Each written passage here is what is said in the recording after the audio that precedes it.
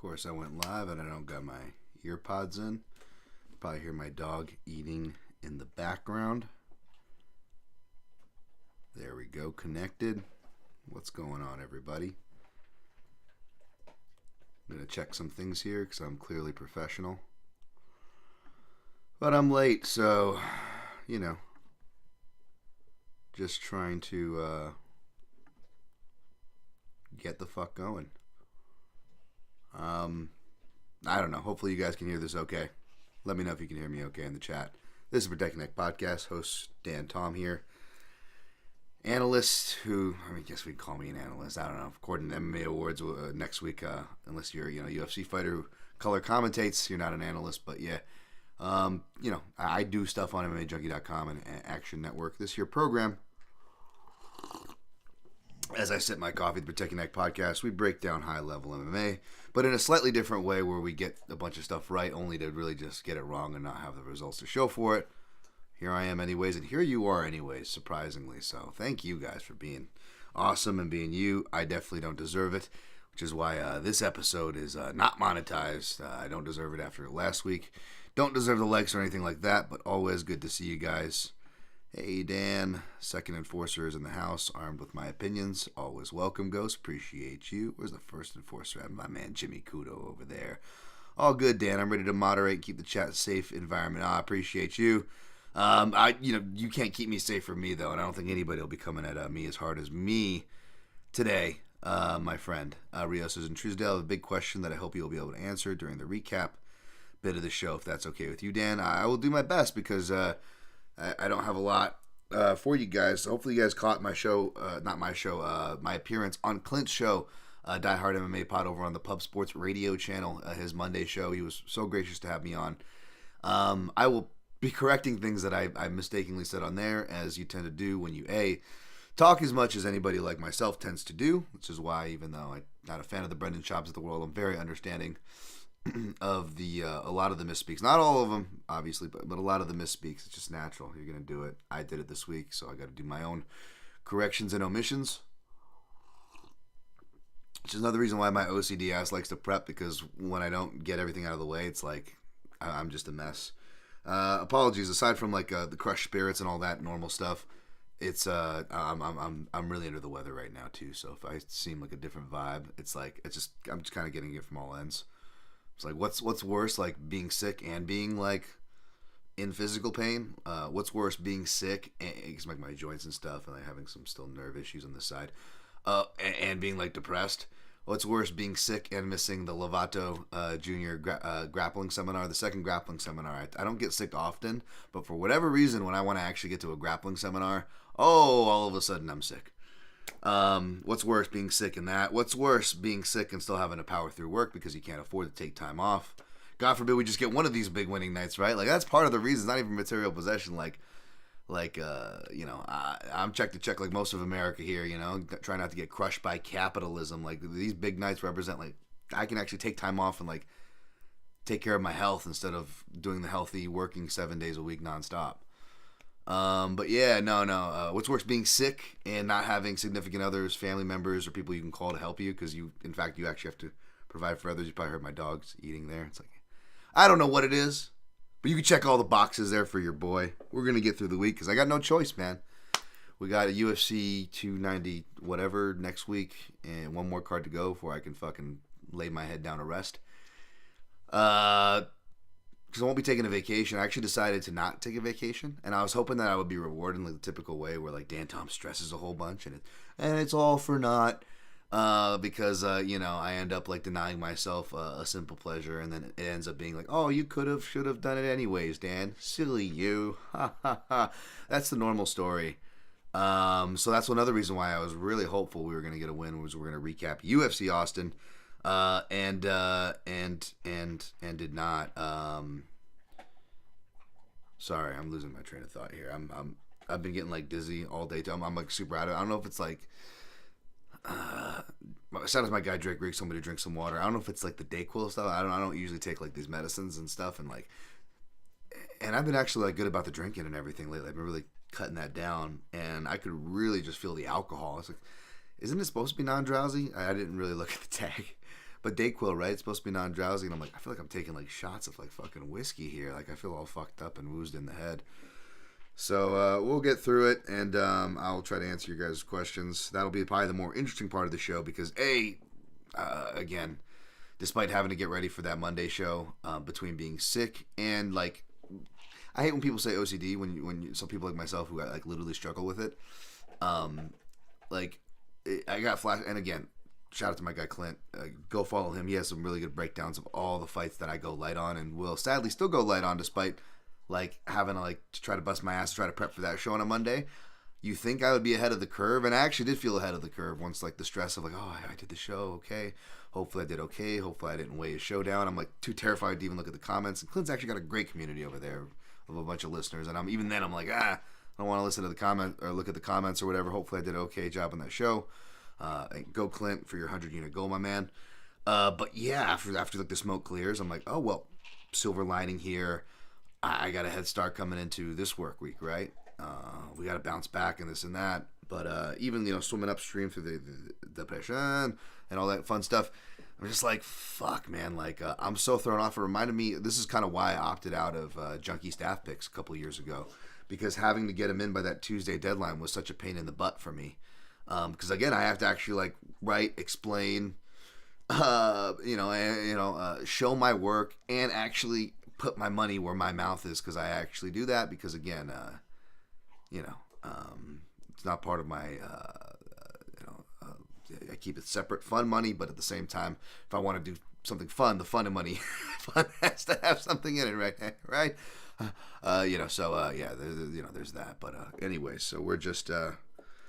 We're just fucking pushing through. I don't even know where the fuck I'm going, but throw your questions, because that'll be the only format, sake of format for this show. Aside from the normal format I've been keeping for over half a decade now. You think I'd be used to it, but I am not. Let's go to the chat. Let's see what's up. James Kendrick. Hi, Dan. I saw on Twitter or X that you had a bad week of bets. I'm here to tell you to keep pushing, Dan. I can speak for all of us when I say we all love what you do, no matter what the result. Man, I'm so grateful for you guys. Thank you, James Kendrick. I don't really deserve it, but I'm really grateful for you guys. It just, when,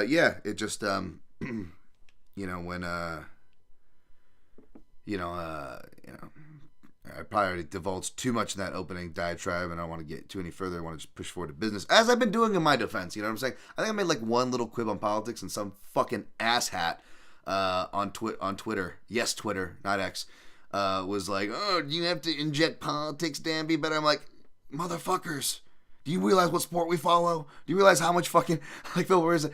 They're turning fucking the last pay-per-view into the fucking Republican National Convention. I think I've done a pretty damn good job, all things considered, both judging the sport alone and my over-talkative ass, free-forming ass alone. I've done a pretty damn good job, even by those fucked up standards, right? Right? So yeah, anyways, what the fuck was I talking about? But, you said, the bets, it just, in case you don't know, it's been like, because of that though, I am human, and, it's been like, the dam's been barely held together this year with everything. I'm not going to go into it. When that goes poorly, it sucks. And just having to, eat your own ass, on air, and account for everything, and not do the selective recaps or whatever. Like, no, I account for everything every time having to show up. It's tough because we're human beings. We're not always at our A game. Clearly not at my A game today. Clearly not at my A game this year in general. It's tough, but at the same time, if I don't do this, I don't know.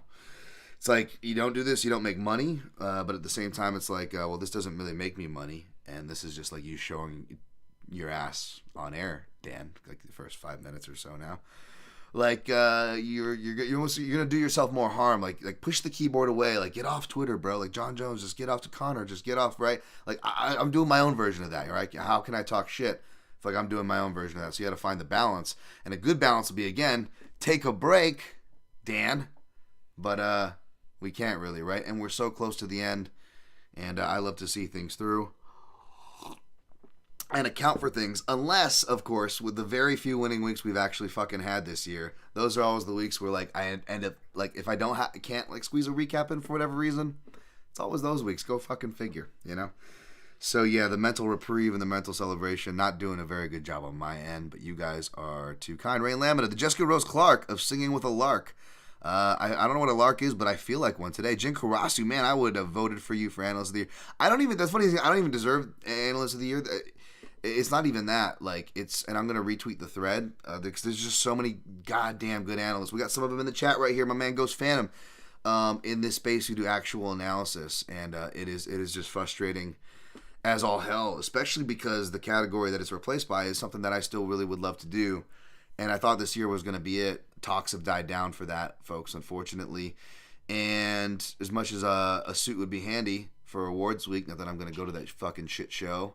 I don't give a fuck. And I have friends that work for them. Fuck you, fighters only.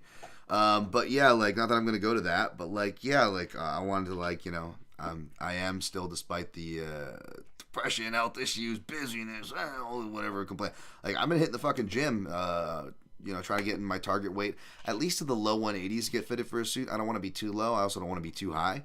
Like, up in my, like, 209, 205, where I was out of shape for most of the years you guys have seen me.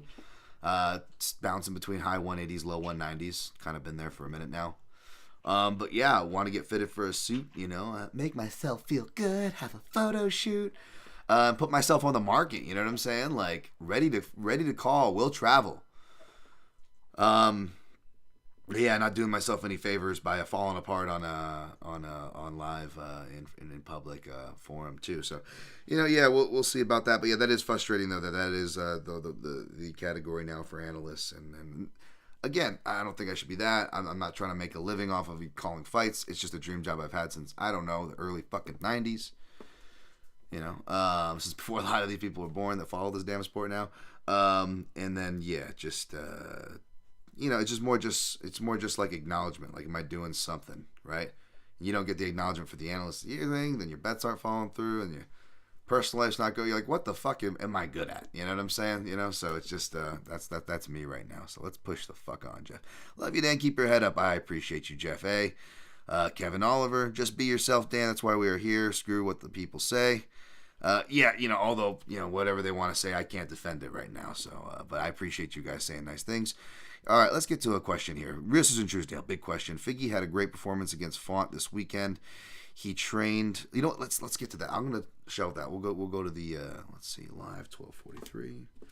Oh wow, Dan, you grabbed the wrong notebook. Good, really, really fucking good. Let's just write it on here. I am a fucking mess today, folks. Sorry. In case you guys don't know, I've got I'm like running second, a close second to Kevin Spacey in 7. For notebooks laying around the house full of fucking analysis here. Yeah, I will get to your question here. I got the results pulled up. Yeah, we got reverse sweeped. Nothing. Over. Like I said, like it happened like once in like the first half a decade of doing this, literally. And I've had it at least 4 times this year. So and it's always like, again, just let me fucking be like, oh, there's plenty of people. I've been down more units than you are. This guy, look over there, he's down more units than you are. It's like, it's not about that. I'm not a point and look guy. And secondly, I would actually rather be those guys. Okay, I would rather be just fucking, because even my friends that are down more than me, like even listening to them, like they've already accepted it a long time ago. Where like now I've had to accept it after this fucking recent dagger because it keeps letting me get so close to the top and then dragging me back down, and just a little bit of inkling of hope. That is way more fucking crushing than being an outright loser. I'll tell you that much. Picks we did fucking terrible. I'm not going to wait to do the math. Who gives a fuck? Arman Sarukian defeated Beneil Dariush. Yeah, I look stupid there, of course. And this was like another setup. Like, again, like, no, positive thing. Again, not just sticking to sports, like positive thinking and like not faking it for the shows here either. Like showing it on the shows and really believing it in the real. And even like little weird woo-woo stuff that sets up, like, I forget, like when I got laid off from was it line movement or one of the betting places, was it odds checker it was, maybe, I don't fucking know, I can't keep track of the places I worked at this point. I felt like I got a raw deal there, and then people kick me while I'm down, and then I scored the Jake Matthews round 2. And it wasn't, and that saved my night. And again, like many of my big nights were like, yeah, Dan, see, you got the winning night. It's like 2.43 units. It's never like these huge nights, you know what I'm saying? Like, I think I've gotten one a year the last 2 years to save me, even though, which is why, like, people are like, if you did decent in the last 2 years, how are they bad years? Like, no, 2021 and 2022 were full of brutal calls to the point where I'm like, this is the year I'm due. And just crushing, get the worst year ever, right? Like, when you're, when you think you're due and you work hard. So I don't know where the fuck I'm going with this, but yeah, a lot of those things happen where, what I was gonna say, and this happened with this Dariush and Tsarukyan fight too, where people were just like, that's the stupidest call, and like, I forget what it was, but it was like, you get a lot of shit talk, especially for someone like me, but sometimes you get that shit talk where it's like, I'm gonna Adesanya this, so I can be petty as fuck later. Because this person is just asking for it, right? If I get this right, this person is being so ignorant with their pre-flop prediction and so disrespectful, not just to me, not just to the fighters, just to the fucking process of it all, just being an ass. You're like, I'm going to save this and remember this. And I had a lot of those too. No, it just makes you look like a dummy for picking like the old guy, like, that gets KO. Like, yeah, what'd you think was going to happen? And real classic to the Elliott Topuria, where Topuria and Tsarukyan were guys where, I either never picked against them, and I guess that's technically not true because I picked Makhachev obviously that first time, but I almost forget that because people were discounting Tsarukyan so hard, and I was like, no, this guy comes from, I think it was Tiger Muay Thai at the time when the Hickman brothers were there before they went to Bang Tao. I was like, this is not going to be a blowout. This guy can wrestle. He's really good. He's even got like some striking that could be developing as we talk. And even like, colleagues and analysts I respect weren't as high on him as me, right? And I'm like, am I crazy here? Like, is there something that I'm not seeing? Like, I definitely am not high on myself, and I'm respectful to the analysts in mention here. But like, a lot of the thing it was there, the general among the analyst community was like, Tsarukyan can't put it together, whatever. Like, phases smoothly. And kind of fighting against his strengths. These were kind of like general complaints. And I always felt like I was pushing back against it. And then his last fight, even though he wins in the exact round and method that I call, third round TKO against Joaquim Silva, when going back to watch it, I just like, ooh, I'm actually starting to see what everyone was talking about. And maybe I let that get into my head. And then, of course, like Ilya Topuria versus Emmett, I pick against these dark horses of the division who weren't dark horses at this point. Everybody's kind of catching on the hype train. And then, of course, they finally have their proverbial coming out party. And I cannot celebrate it despite being one of the earliest on the trains. Classic Dan Tom shit right there. Being wrong at a crucial time. Being wrong when you need it the most. No, not enough. Let's just fuck it. Because again, I know I'm getting stabbed, but we can't get stabbed without twists in it, can we? So yeah, Tsarukyan, real quick knee and punches. And like Jack Slack was tweeting, like, of course it was like, it's with a combination that like he never shows before, and in fact it was something that a combination that the Beneil Dariush side of the equation actually has shown a bunch of times before, as Jack Slack pointed out, which made it extra just. All right. Jalen Turner defeated Bobby Green. I would have picked Turner if it was a full camp. It was not. And again, even though I keep saying, short notice at the highest level, and, maybe it doesn't matter, Maybe it doesn't matter. Jalen Turner literally, I have not heard a fighter that more defeated before. Where he just didn't sound just defeated. I'm like, is this guy trying to not just lose the fight, but lose his job with the UFC with like the way he was talking? I mean, he sounds like me in the beginning 10 minutes of this podcast. You know what I'm saying? Like, he was like, I don't know what I'm doing here. What the fuck, man? Like, he sounds like me, drunk off Dayquil over here. Barely hanging on to life. And then he comes out there and fucking just starches Bobby Green 10 times. Because again, the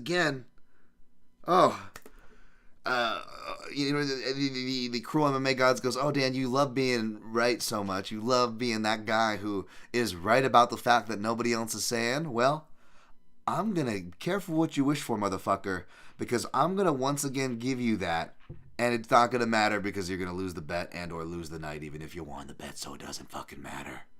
Sure enough.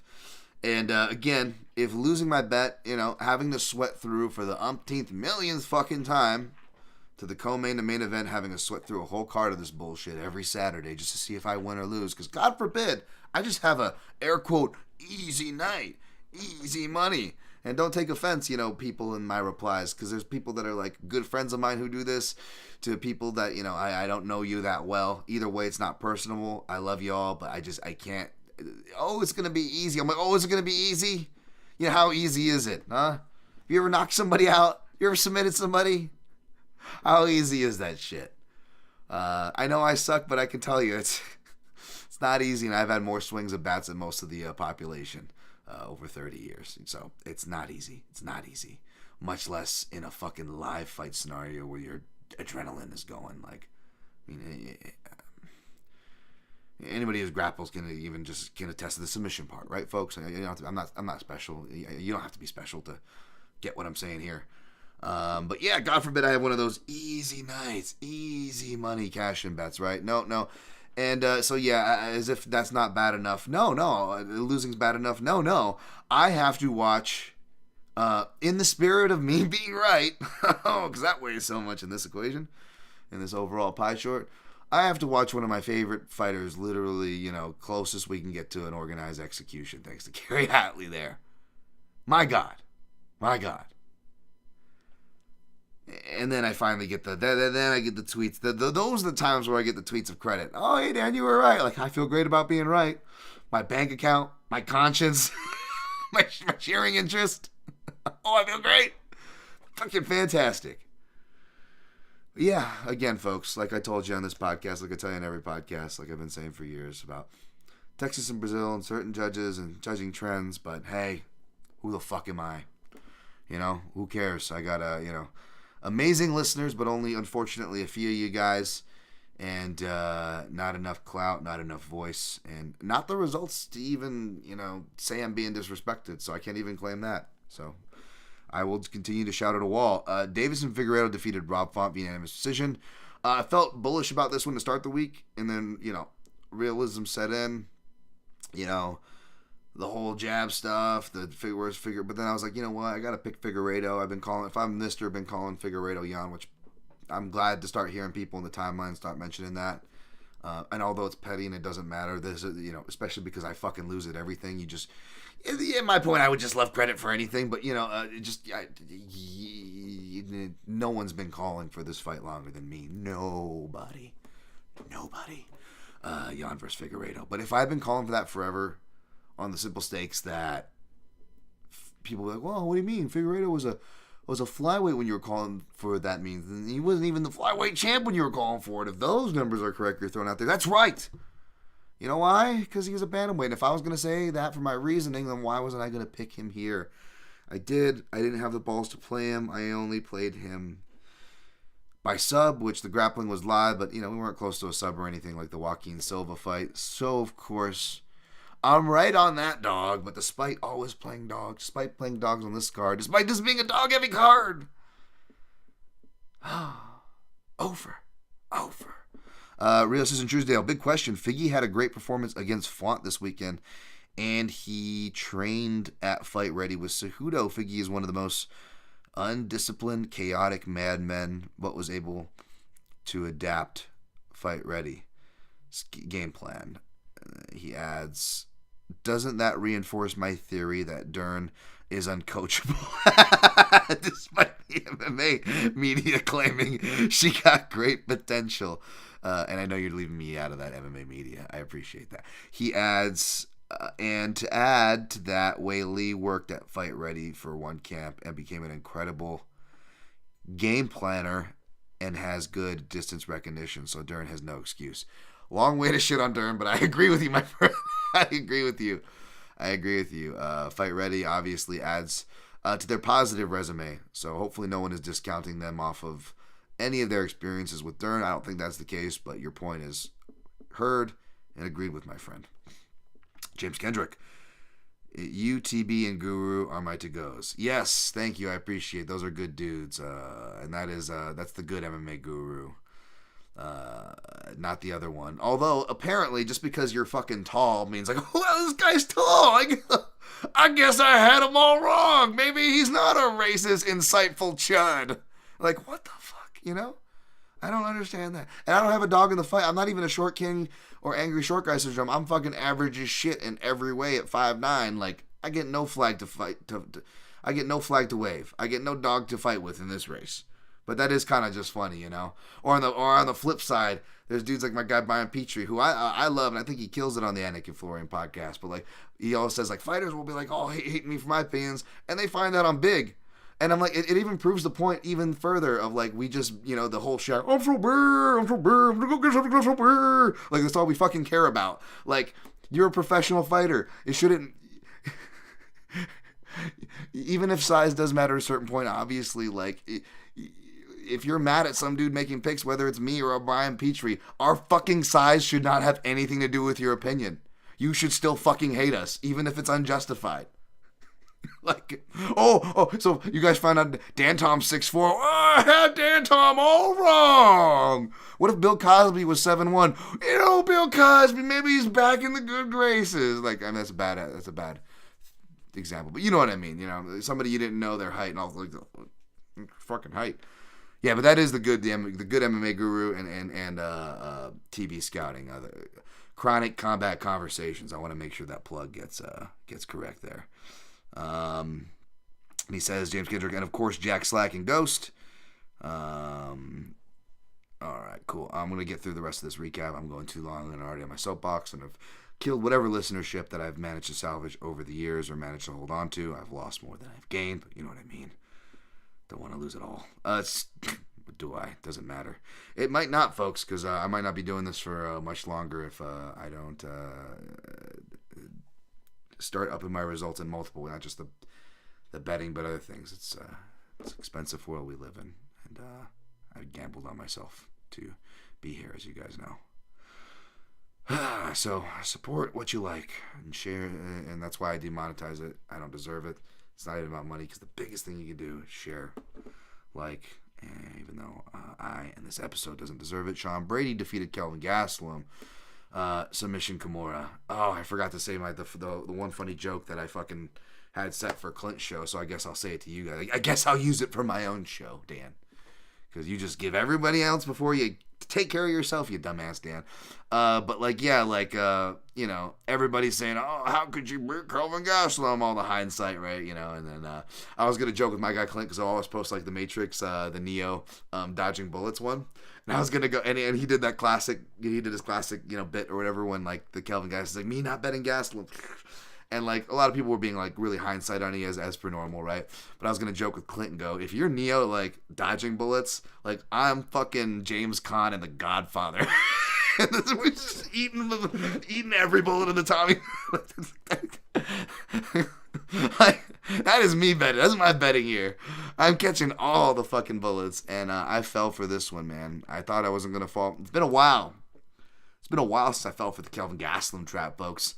Probably since the last time he got submitted, to be honest, which is ironic. Of course, because again, loss isn't enough. We gotta twist the irony. We gotta. Anyways, Brady looked good, but again, man, you know, you don't want to diminish a guy and off the hindsight, or diminish a fighter's win like a Brady, but man. You know, I'm still going to want to see more Brady, because it's like, oh man, it is. And as a guy who picked and played Gastelum, I know. But we've got to be real, you know. I probably should have seen it before, and there's no denying it after. I mean, there's just been no improvement from Gastelum, man. Bust. Joaquin Silva defeats Clay Guida. Of course, you know, Clay Guida, you know, once every 10 years we'll have like a decent striking experience, and why do I bet fights with Clay Guida in him? It's the worst. Whether I bet on him and then he gets hit with some stupid Claudio Puelles crap, and I look dumb because I'm just like, oh God. I said Puelles was like one of the worst guys in the division. Boy, did that not age well. And then I don't think I pick him. Or maybe I pick him, I don't play him, but I don't max fade him like I should have against Dan Hooker. And I'm like, oh yeah, he sure turns out being just who I thought he was. And I'm like, well then why the fuck didn't Clay Guida but not beat him? I mean, I know he gets subbed. I know Clay Guida could drop the ball, but that is just bad. All right, we're going to get Clay Guida here, you know. Again, everyone making the joke, Neto BJJ, but he doesn't use his BJJ. And even though he didn't get the submission, he did. He went for the guillotines. He sold out in round 2, like he said, like I said, like I bet. And all Clay had to do was this. Get out of there easy, you know. He always like taps and he does the run around thing like he's fine, right? And then like you kind of follow the camera, will follow him, and it's like, oh crap, why'd I tap out so easy, you know, or whatever, and like, you know, or something like why couldn't he just do that classic Clay Guida, man? And that probably still wouldn't have saved our night, of course, but it was just like, oh my, again, just getting, you know, just let me lose outright, you know. Although I got the Grand Tour, I got to lose outright with the Dariush, the quick one, or you know, the prolonged outright with the green. I really got the Tour d'Italy, or like the Olive Garden version of how to lose a bet. I really got, but this again, the evergreen theme throughout many themes in my life of getting so close and just getting pulled away, just to taste it, like, you know, that is fantastic. Dustin Stoltzfus defeats Punahele Soriano, rear naked choke. Yeah, man, Puna looked bad. There was no reason for him to gas or lose track that early, so you have to chalk it up to something mental. That being said, it was just, again, it's like, and I'm not just saying it just because, you know, Hawaiian guy, Extreme Couture bias, Eric Nixick, like, dude, just seeing, like, the replies, like, people just get so pissed. Like, dude, I get it. Believe me, you guys listening to me now? You see the beginning of this podcast? Like, I get being emotional and salty about losing a bet, much less many over the course of years. Okay? I get it. But it's bad, out of character, crazy, schizo, whatever you want to call me, and, you know, as bad as I can act. You don't see me fucking, you know, like, saying, like, this fighter's a piece of shit. What a fucking loser. He should go to the fucking... And, like, it's always like, oh, he's going to go to the B... Whatever joke of, like, he's going to go to the B leagues. Like, everybody just, like... And everybody just abuses the same fucking joke that, like, wasn't even, like, that funny, to be honest, in the first place. And it's especially not funny when you do, like, a bunch of versions that aren't even as funny as the most optimal versions over and over again. Because you lost a bet. Like, again, I understand that pain, but, like, you know, go start a podcast and wax and kill a listenership like I did, goddammit. You know what I'm saying? Like, I mean, yeah, man, like, you don't think that person feels bad? Like, you know, they just have to get, like, their shit, you know, pushed in front of, like, millions. Like, you want to know, it doesn't feel, you know, I got my ass kicked over 3 rounds in front of, like, nobody. I'm still trying to shake that off, man. Like, come on. I can't imagine the shit that these fighters have to bounce back from, and neither can most of you. That's the truth. So let's try to remember that, you know, before we criticize, or we go the opposite way and go, that was easy, riding their coattails like we're some fucking hot shit. Like, we fucking got in there, you know? But anyways, it was a good, a performance from Dustin Stoltzfus, who also not as bad as Jalen Turner, but like sounded so defeated. And it wasn't just my perception because, again, Stoltzfus himself reiterated that after the fight. He was a mess. He was surprised. He surprised himself. You know, he's saying that himself. It's not me trying to cope or anything. Like, it is what happened. It is what is confirmed by the person themselves. And again, classic someone showing up despite all odds and someone not showing up despite all odds. Classic Dan Tom spot. We'll see what I mush for you guys coming up here, folks. Miesha Tate defeated Julia Vila, which was awesome because, you know, I almost got reverse swept in my untracked bets that I take at the counter. The one bet that cashed was Miesha Tate. But again, it's untracked. Again, it's extreme couture bias. And again, I know not to celebrate too early, knowing that all my main plays are on the main card. So whether it was publicly, obviously not, because I try not to be annoying, even though sometimes those are the only things I can celebrate, and still I do not do that, and have not done that lately, if you noticed. But even privately, for whatever that's worth, like, I couldn't even get excited for it. And I should have. Little did I know, it was going to be my only win of the night. Happy for Miesha Tate. Cody Brundage defeated Zachary Reese. Happy for Cody Brundage. Again, man, you know, people getting counted out, bettering their lives, kind of like Chris Gutierrez, who we'll talk about. was saying, like, you love to see that stuff, man. Very happy for Cody Brundage, man. Especially, seeing, all the shit he's taking from MMA gambling Twitter.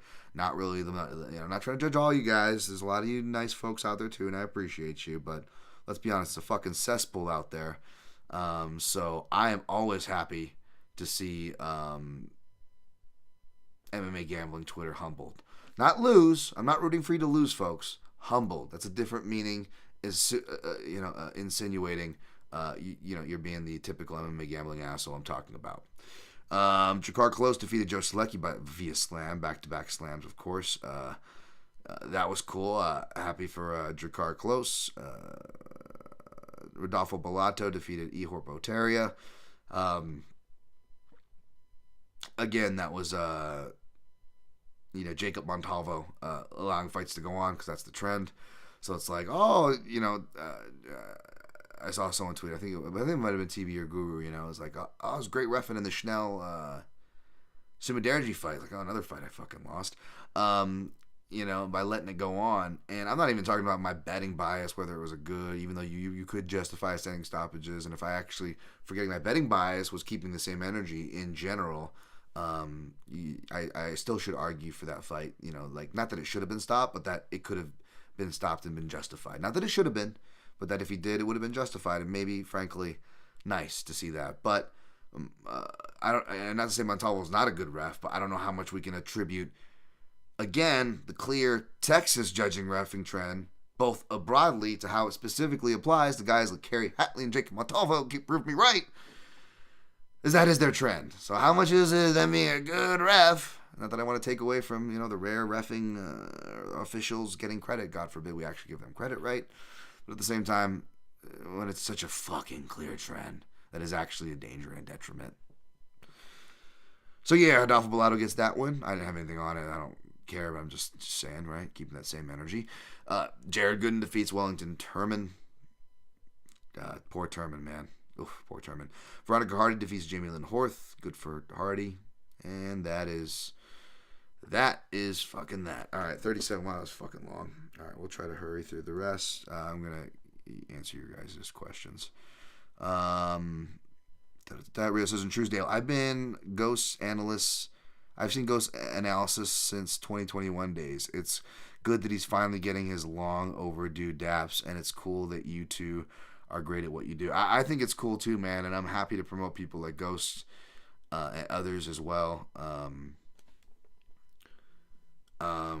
So I just try to promote good people, and that's also why I got kind of butthurt early this week, because again, like, you're losing in your ass there, and it's like, another thing I'm doing is evergreen work. I've been putting a lot of work into this year, and then just seeing people make shit lists and seeing those get not even shit lists of techniques and stuff, like the bad stoppages. Like, there's that, right? And then there's people interacting with it who been a part of my top 5 shows. It's like, what are you doing? Like,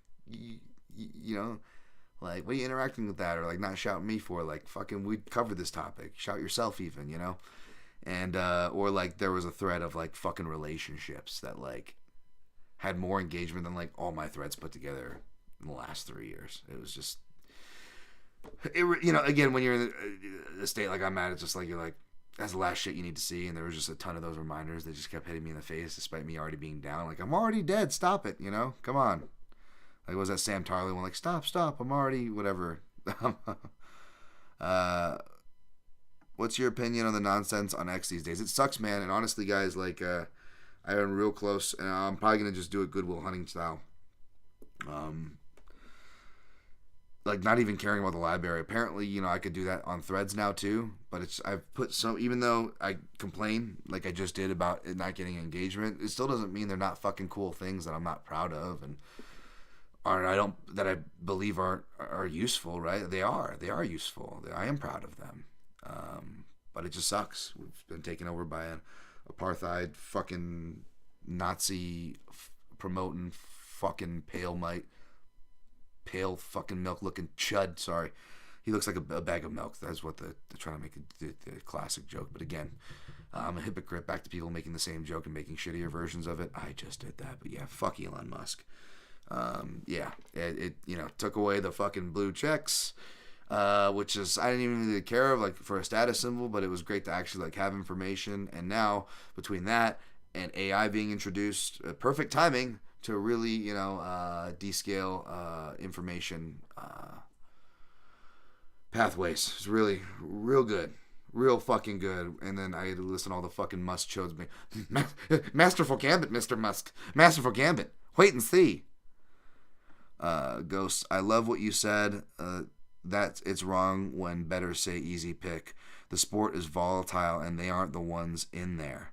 I have massive respect for that quote and remember it forever. Thank you. Jimmy Kudo, Zangang over here is only petty for people making picks against Wei Lee and when they get it wrong. And James specifically will go down on them. Other than that, we are mostly positive. Phrasing, but I get what you're saying. Hey, Mark Fellows. This is my positive dude in the house. Mark Fellows, chin up, DT. Betting will be boring if we won every bet. That is very true. But, could I win once in a while? Oh, and then, when we finally do get these rare breaks in the schedule, you guys notice, I always eat shit, right in between those weeks, so I have to sit with it, extra long and not know what it's like to cash a bet, to get that stupid adrenaline dopamine thing that, we get from social media now. James Kendrick, Ghost was even asking for the rear straight right knee on the same side from Benny Senchai style, which I tagged you in. Yeah, absolutely. Yeah, Ghost picked up on that too. James Kendrick, did you know that Hatley was the ref that almost got Watterson killed? Yeah, no, I remember that. Yep, that was, again, I don't say these things for no reason, folks. Just a scumbag of a human. I don't know if I'd go that far.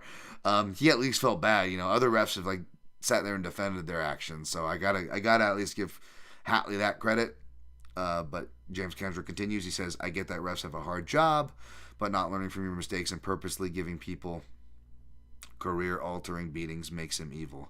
Yeah, at a certain rate, I hope, again, that's why I suggested in Spinning Back Click that, I'm not trying to get anybody canceled, but maybe he should, switch over to judging since he's also a judge, and Texas is one of the few states that allows him to do both. And take a break and do re-education courses before he can get back in there was my suggestion for whatever that's worth. Rio says in Truesdale, thank you, Dan, for agreeing. I've been asking that same question to other chat rooms that I'm a part of, and they just don't like that darn question. Yeah. Jimmy Kudo, the Gastelum Brady fight was sad. Yeah, it was kind of sad. I mean, it was nice stuff from Brady. Fanyo, Gastelum looked like absolute trash sometimes. We just got to admit when fighters don't show up. Not Brady's fault. Absolutely not Brady's fault. Yeah, it's a weird line to walk, when talking about that. Pepe Silva, I felt good about my Brady bet, seeing how small Kelvin's hips and asses are. Oh, man, as a guy built like Gastelum, I both sympathize with them, but then I also can't deny when guys like Pepe Silva say that. It's true. Pepe Silva says, at least you keep a good sense of humor, bro. I'm trying to, man. I'm trying to. Hopefully that comes across, and apologies if I get too fucking touchy on here or on socials. Appreciate you chiming in, Pepe Silva. I do, my man. Jin Karasu, is it bad that Jack Slack doesn't care about Misha Tate fights? He outsources his opinions when she does fight.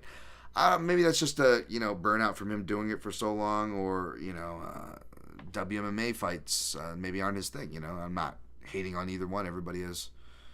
I definitely understand the burnout part, right? But I'm not going to pretend to know or judge his opinions. I only recently started listening to Jack Slack again. Not that I just, in all respect, just want to keep my filter clean.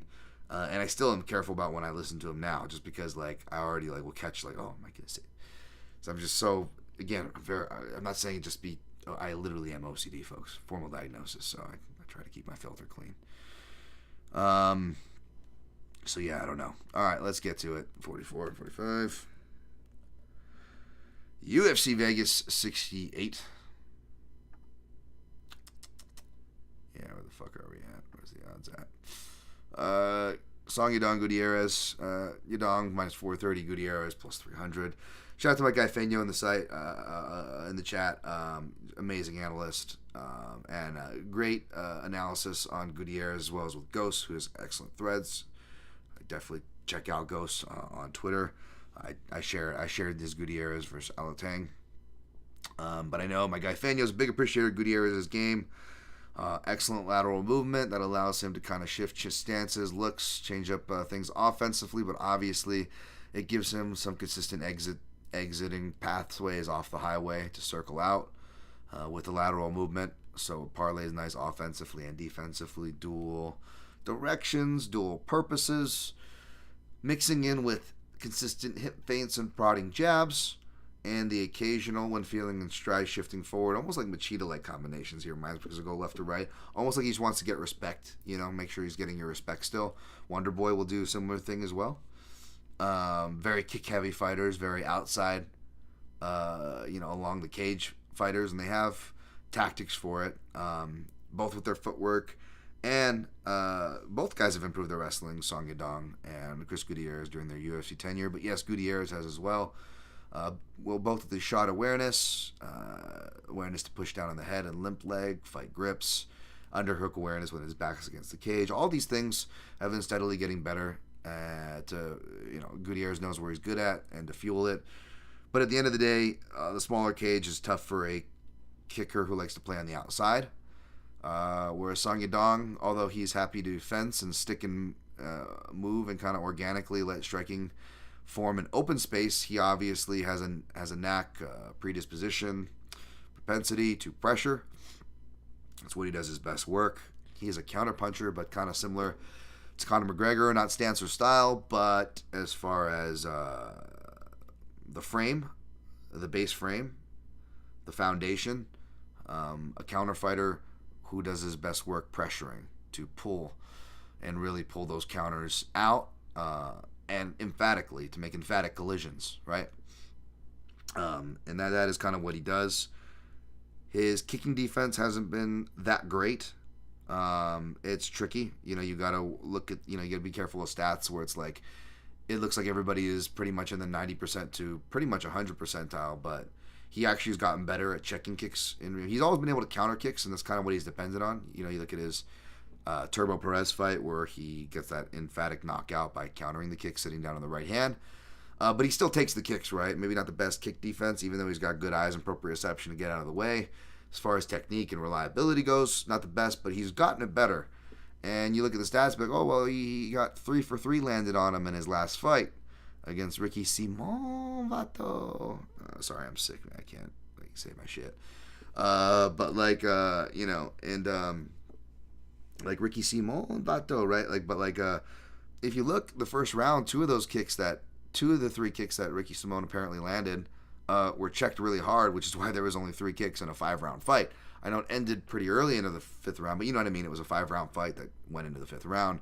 There was only 3 kicks thrown, 3 kicks landed. And even though that's a 100% land rate, it's like, is it when the first 2 are checked? And that's why the number is so low to begin with, because the first 2 were checked right off the bat in the first round. And Song Yadong even acknowledged the check. He gives a little point.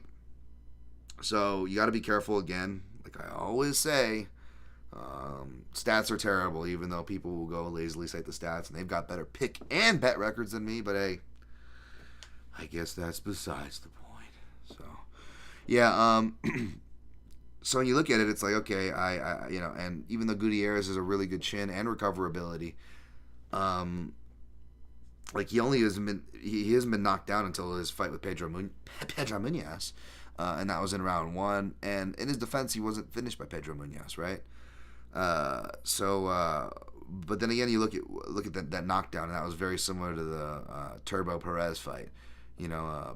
Pedro was catching him on one leg because Gutierrez can be hit on one leg.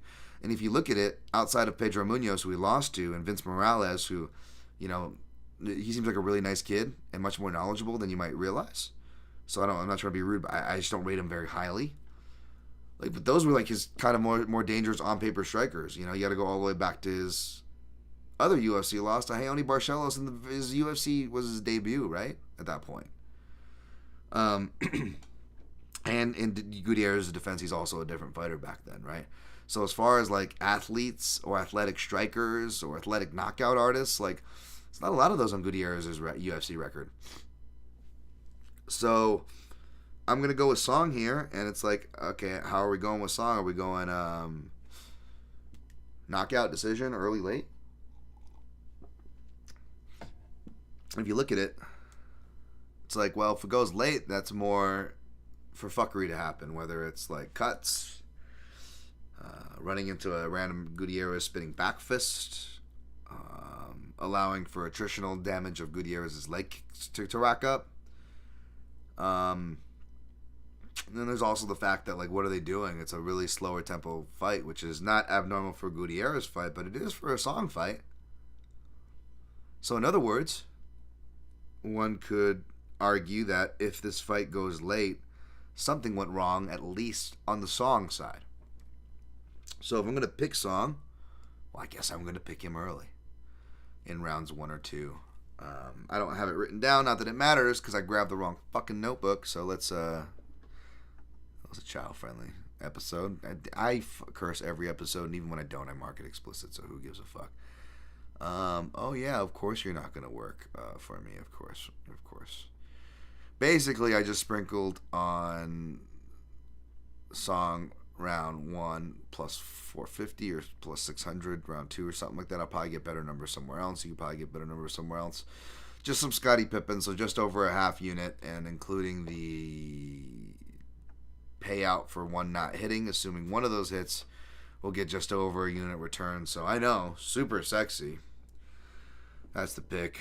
That's the play. Let me clean up these questions. DT time. Let's go. What's up, Matt Polly? Good to see you. James Kendrick. Do you like Gutierrez doing that teep to the lead leg to get his opponent putting weight on it so he can throw his calf kick? Yeah, that is a really cool tactic. I saw that. Ghost. I also did a thread on Song. Yeah, I saw that too. I threw that in my breakdown that I finished right before doing this because it's like I studied the matchup for Monday's show. I don't record the video to Tuesday. I was supposed to write it on Wednesday, and I just ran out of steam, and I wanted to get my co-main event betting breakdown done because that was ready to go. Because again, by the time everything is just thrown off, anyways. But yeah, Ghost says, I also did a thread on Song. He surprisingly has some good body shots, particularly his wide right to the body. Yeah, he does. It was also, reminded how good his kicks were. Jin Karasu, Gutierrez looked really bad against Pedro Munoz, yet he's still really good. I agree. I just didn't think that the pressure and the changeup, that intensity, he didn't like that. I think there's a reason why Gutierrez will slow fights down to his pace. He doesn't like the shakeups and stuff. A little note that I wrote down. And Song Yadong, whether it's his pressure or his timing changeups, he will provide the shakeups. So, to your point there, Jin Karasu says, if you've seen him, he's so really good if you've seen him fight. Yeah, no, he's really good. I agree. Pepe Silva, Guti has a solid chin. I see it extending. Yeah, it could definitely extend, I wouldn't be mad if it extended. But believe me, any excuse to play round 3, 4, and 5, maybe I should have done so here, and maybe me playing rounds 1 and 2 means it's going to go late, folks. So that's good news for you. It's good news for you, Pepe Silva, and the rest of you who are smart enough to fade my dumb ass. But that's where I ended up. All right, next fight is Khalil Rountree minus 250, Anthony Smith plus 164. This fight was Rountree was supposedly initially biased with the fight of Muniz-Park and UFC. I'm so burnt out of this shit, like having to write or even talk just through all the prerequisites of fucking shuffles just to keep the fucking EFCN's schedule happy. Annoys the fucking piss out of me. Sorry. But yeah, Rountree was supposed to fight Muniz-Park, which was David Harbour, essentially from Stranger Things. At UFC Austin, and this fight gets pushed back because Anthony Smith has to step in. And since Dana White doesn't like catch weights, they push it back to this card. And to be honest, this card probably needed it anyways because I was going to call, but I forgot to say it on Clint's show. And by the time I thought about tweeting it out, we already started losing matchups. And again, at this point, I could care less. Even me, my ass could care less about being that guy who called things, because everything I call doesn't matter. What matters is results. Numbers, results, right? Not actual what's happening in contextual results. No one cares about that shit. This is tough, man. I boomerang back and forth By the way, I got it wrong. I said, well, maybe I didn't, because I think Ankalaev, does switch stances, even though he's mainly a southpaw, and I list him as a southpaw, but I forgot Ankalaev. When I said Smith is 1-1 against southpaws, I said Hector Lombard and Cesar Mutanch, and I forgot about the loss to Ankalaev, Dagestani Stipe. So he's actually 1-2. Another reason why I just... My fault, folks. But yeah, and again, like I said on Twitter, I'm done with the fucking. My heart's not in it to do these fucking clips. But especially, how much more would I have been behind if I'd done those clips this week? You know what I'm saying? I still haven't fed myself. I fed the dogs, luckily. You heard my dog eating when we came on here. Still haven't fed myself today. Who knows how far I would be behind if I actually clip the shit. So it's not even worth fucking doing. But yeah, he is 1-2 against southpaws. It's tough. His one victory is the one fight where he's with Mark Montoya. Anthony Smith's jumped around camps. He's back with Mark Montoya for this one. Of course, in that fight against Hector Lombard, he actually is, kind of takes him a bit to find his lead hand and confidence. He's got to kind of work his way into the fight, as Anthony Smith tends to do. But he's able to, pair front kicks and body kicks, find his right hand. That's another thing with the southpaw reports too. Is so fucking annoying, and in conjunction with the result with the Beneil Dariush and Tsarukyan thing. Even though it was a surprise that Tsarukyan did it, whether you had the same analysis others did as his striking, or you had the analysis others did as far as Dariush was the more likely, according to scientific history and proven facts, to do it.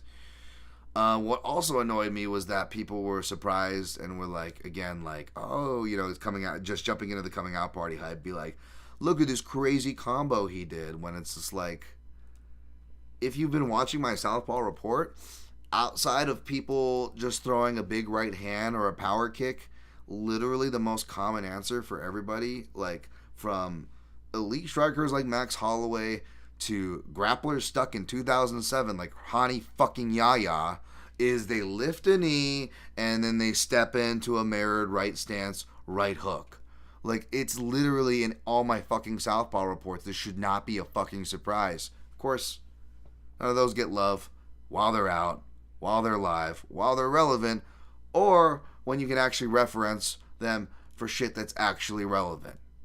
No credit, all labor, all love, for shit, pretty much, for the fucking 5 of you who appreciate it. Thank you. Anyways, what the fuck was I on? Yeah, so the southpaw report. So, he will he will use his lead hand, just not as much as you like. Maybe he'll go back to it now more. Now that he's back with Factory X here for this fight, he's got plenty of notes, obviously, helping Dustin Jacoby prepare for that fight.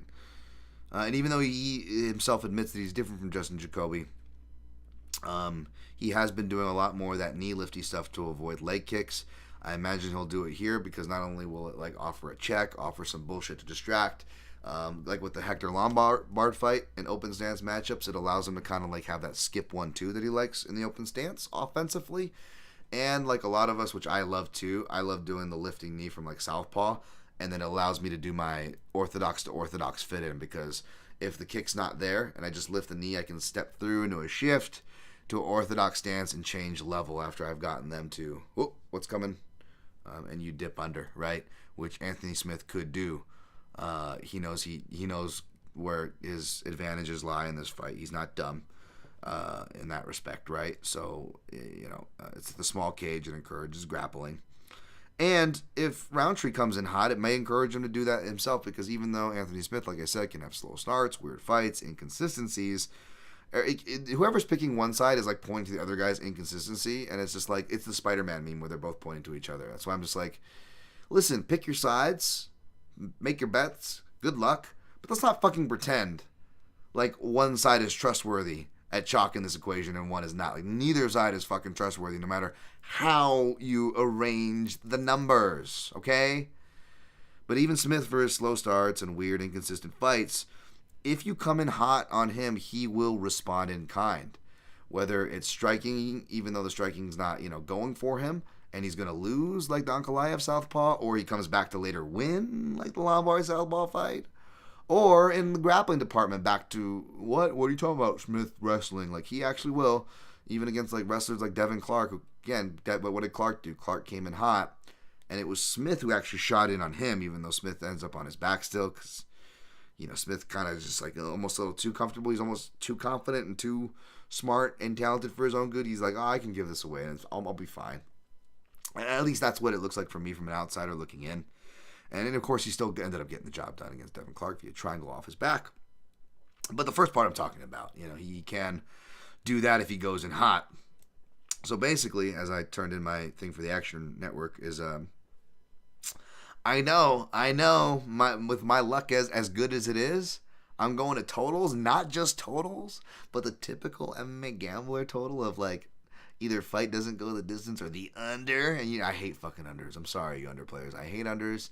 And here I am with another under in a co-main event. Give me flashbacks of Jake Matthews and his last fight to all the other fucking unders that I've pissed away. But I just feel like Rountree, you know, is going to knock him out or get submitted trying. And in particular, I can't not see the check right hook. It's a shot that is landed on Smith in his past southpaw matchups. Even against non-southpaws, which, again, if I were still clipping southpaw reports, I would have included this. Johnny Walker actually, when he drops him, it's actually from a southpaw check right hook. And not only that, there's actually, I believe in round 2, Johnny Walker twice hits him.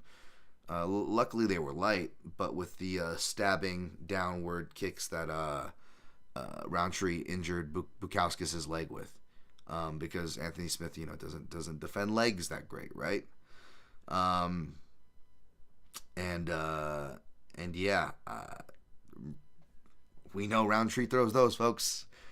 Boy, do we, right? And we also know he can attack legs, you know, traditional Thai style as well. Legs and calves as well. Rountree, you know, I went to watch that Carl Roberson fight, and I was glad I watched it for the end, because even though it doesn't show like takedown stats or stuff like that, if you're just looking at the stats, but if you look at it, Roberson actually goes for some takedowns and submissions and could almost put him in some precarious positions. Goes for a leg lock. But we really haven't had to see Rountree's counter grappling in some time. And it looks like he's been working on some things, you know, because even going all the way back to that fight was what you kind of have to do. He showed some really good instincts, both layers in the open, against the cage, and then even deeper in grappling entanglements when Roberson's got wrapped around a limb, and he does a very lighter weight style escape, turn the knee, pop to the guy's back when they go for a leg lock. And even though it's gambles, like, you know, maybe, you know, someone said some yam bags for Gutierrez fight, like, I wouldn't be surprised to see some yam bags for this fight, especially if it goes long, or even just in the chaos, because not only does Rountree, even though he's better than given credit for, / better than you might suspect in grappling close quarters, despite grappling being his traditional folly, if that makes sense, he will also take high gambles with high reward, right? Like, you know, the early, like, kicking to the body, like, he brought that back, of course, against Carl Roberson, and it was actually, like, a much more impressive, quicker, smaller window, tighter angle to fit that kick in, and he was still able to do it very accurately. But that's a dangerous gamble no matter who you're facing, much less a guy like Anthony Smith, who does those weird things where, like, he'll hang out and turtle uncharacteristically long, right? Whether he's hurt, tired, or not, he just will do it. It's really weird, right? The Ankalaev fight where he's hurt, the John Jones fight where he's not, but then it ends up forcing that illegal knee, right? Again, back to the yambaggery stuff. And then even, like, he has that, like, Nick Diaz, Paul Daly, like, guy playing the flute in India, and the snake kind of comes and bobbing and weaving out. Like, you see him doing that in his southpaw fight versus Hector Lombard, right? Where he's kind of rocked and he's on his knees, and he's deciding to bob and weave on his knees rather than get up. Like, you know what I'm saying? Like, against a guy like Khalil Rountree, Rountree's going to kick him in the body, you know? And maybe that's good for Rountree. Maybe that makes my pick right, and hopefully it gets done under to make my 1.5 rounds right. But yeah, there's that probability too.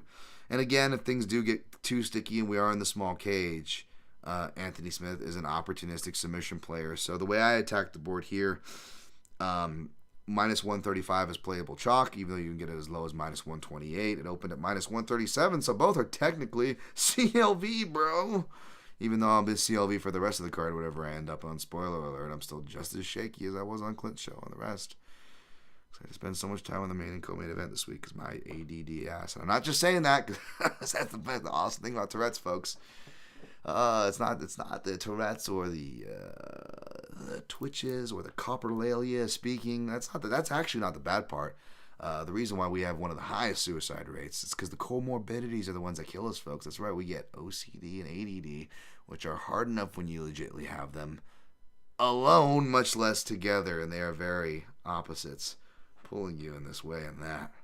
It's a really fucked up thing. So I don't like to use that as an excuse. I never have, but it's just what it is, folks. It's quietly been getting worse since the pandemic, and I don't know what to do.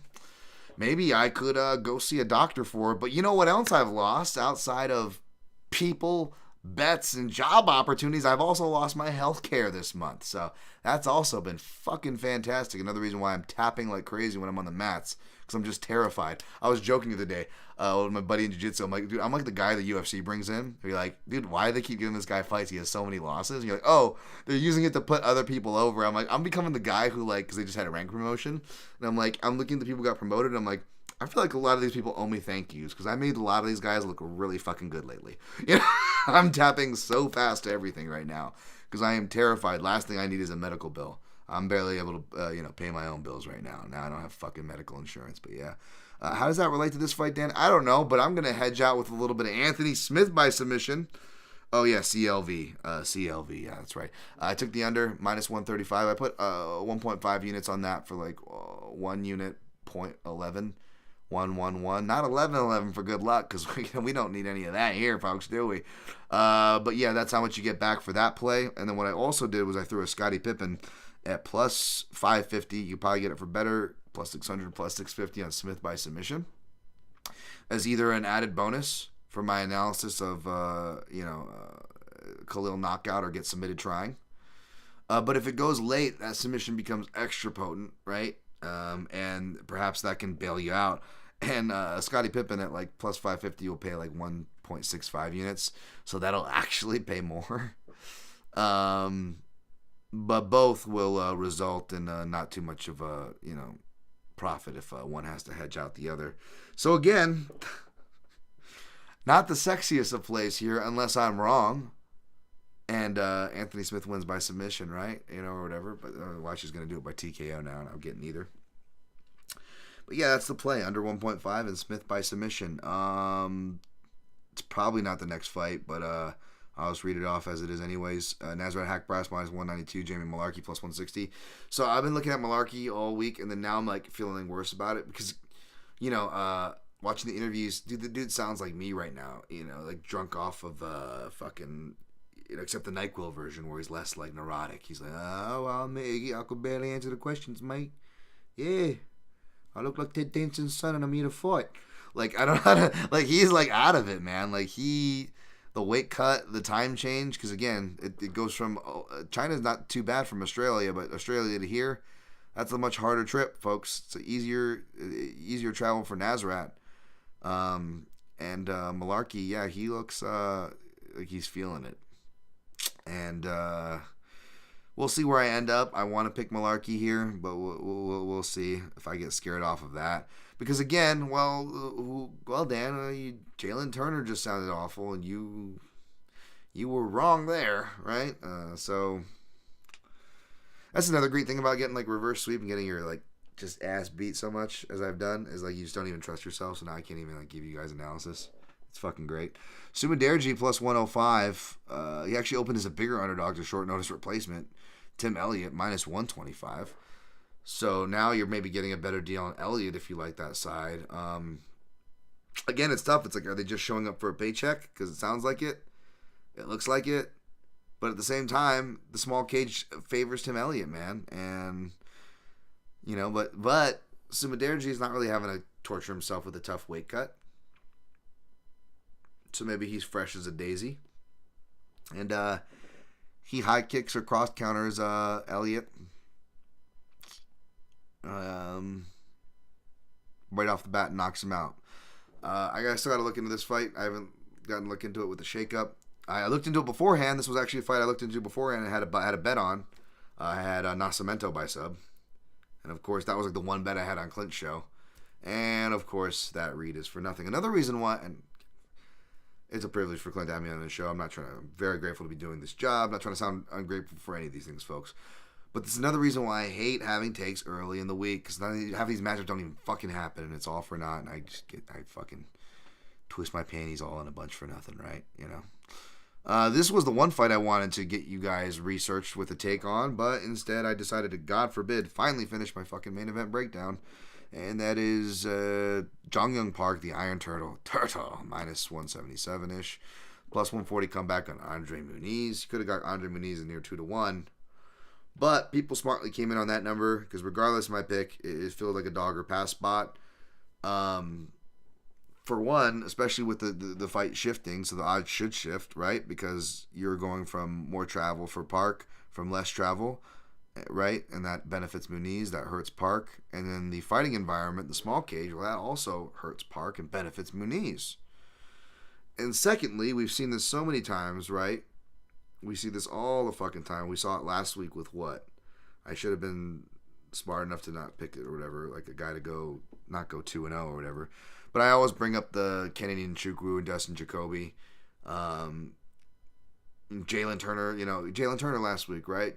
Even though we knew that he beat Gamrot, and, he's technically, regardless of how you saw the fights, still 2 split decisions, and short notice equations on both those ends, him in one, Gamrot on the other, right?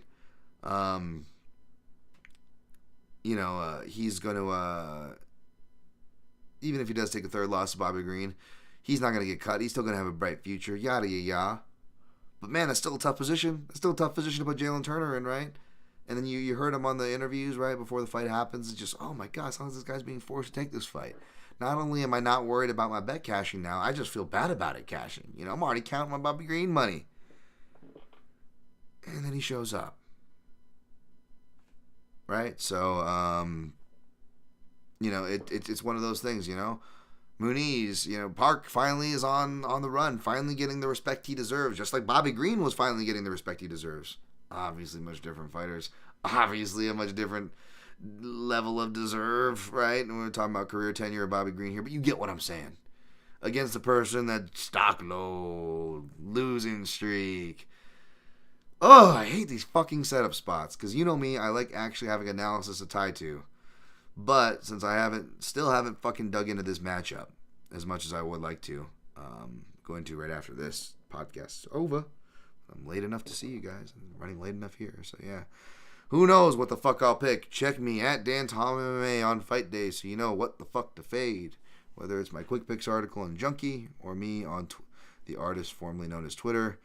Who gives a fuck about Kenan Song versus Kevin Jousset? Kevin Jousset minus 155. Kenan Song plus 130. Clearly, I give a fuck about that fight. I don't know who I'm picking. Who knows? See me on fight day. Park Young-Sung, minus 600, Shannon Ross. I'll pick Park Young-Sung, but I mean, the fuck do you want me to say about that fight? We're priced out. I thought Clint had his graphics wrong when Milkweasel Costa versus Steve Garcia popped up, but I guess I forgot that fight just got rebooked to this week. So yeah, I'll still pick Costa, but it just feels like a fucking stay-away fight. Feels like a dog or pass fight at this point. Luana Santos minus 155, Stephanie Egger plus 130. I still haven't got to look into it any, but Clint had some interesting points that would, in my opinion, put the value on Egger, the opportunistic submission grappler in the smaller cage. That is her only shot, granted. Carlos Hernandez plus 425 against Tatsuya-Taira minus 550, wide odds, but for a reason. Pretty clear setup fight for Taira, but you didn't really need me to say that or any tape study for me to say that. It's kind of clear what it is. And we're pretty much priced out of that. Again, my guy Clint, I will divert you to his show. He had some interesting takes on Rayan Dos Santos minus 155, Santos-Alencar plus 130. We'll see where I end up on that on fight day. I'm not rushing to the window on any of those. 114. All right, not as bad as I thought. I'm going to clean up the chat and get the fuck out of here. Jimmy Kudo, can you believe the UFC messed up UFC China like they did UFC Noche? We have universally beloved champion in Zhang Weili and a number one contender in Yang Xiaonan. They didn't even schedule that. Well, I guess it doesn't matter now, right? Because the fight didn't even end up happening in China. But yeah, they messed it up by not scheduling it and not doing it in China. But it was so... They could give such they give such a shit about Asian fighters, Asian fucking things, despite all the appropriation the entire fucking world does of Asian things. That Dana couldn't even give an excuse. He just said, he's like, yeah, the example. Honestly, the reason's not even that important. Like, that's literally what he said. Like, could give two fucking shits. Surprise, surprise, folks. UFC doesn't care about Asian things. What I don't know what to tell you. Pepe Silva, does the Chinese audience really want to see their two top prospects fight each other? Yeah, I wasn't looking forward to that on, because I like both fighters and they're both Chinese fighters. But, to counter that, UFC both has set the precedence by doing it with Brazilian fighters before. And even not just doing it with Brazilian fighters, which they still do to this day. Those were some of their biggest market shattering cards, What was they credit they credit Vitor versus Anderson, and that didn't even take place in Brazil, but the fact that it was a Brazil versus Brazil matchup in Las Vegas, which arguably kind of further proves the point that I'm trying to say, which sucks because that point is kind of defending the UFC. But that was according to their markets and metrics and all that shit. Like that broke open the market and busted open popularity. So I'm guessing they're trying to recreate that. Though I feel you, Pepe Silva, like from just like a personal gut feeling wise, I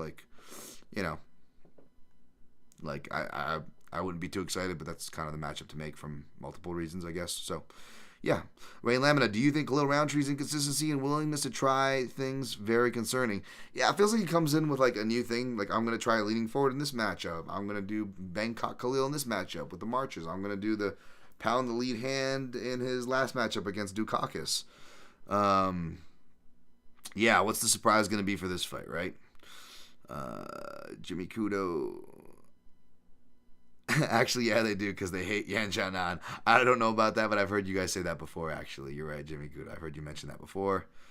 Jimmy Kudo adds, no joke, if you translate the comment under Ihan's Dao Yin, they are all mad at her. Wow. I didn't realize that myself. That's right, but I've heard that before. Harlem Bronx, my man. What's going on, my guy?